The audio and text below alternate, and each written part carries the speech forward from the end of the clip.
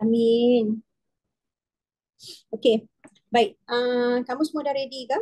Okey, sebelum kita mula kelas, teacher kalau boleh malam ni, kalau boleh lah. Okey, kita jangan menggunakan pensel untuk pengiraan. Sebab matematik yang teacher bagi soalan hari ni senang saja.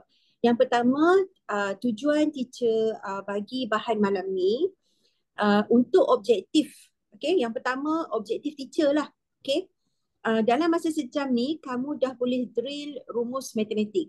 So, teacher buat soalan yang dalam ialah soalan berkaitan dengan rumus-rumus sahaja. Rumus luas, rumus 1 kilogram berapa gram. So, kita buat soalan rumus je. Okay, jadi yang mana yang tak ingat tentang rumus-rumus tu, hari ni maknanya malam ni kita akan recall balik rumus tu. Itu yang pertama.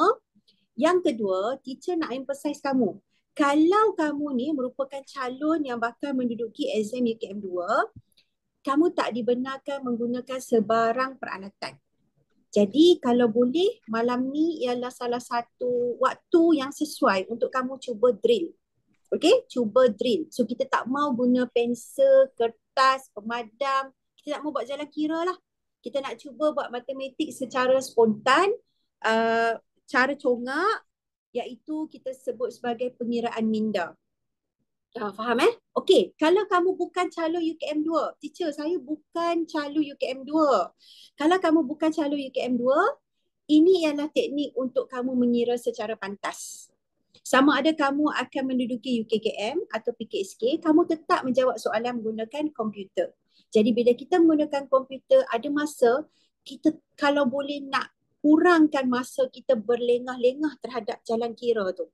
Okay? Siapa yang ambil kelas one to one dengan teacher, semestinya kamu dah nampak sedikit. Okay? Malam ni ialah aras 1, aras 2, aras 3 saja. Okay? Melibatkan 3 aras. Okay. Teacher nak share screen sekarang. Yang ni jadi macam mana? Yang ni kita dah potong kan? Betul? Jadi 0.3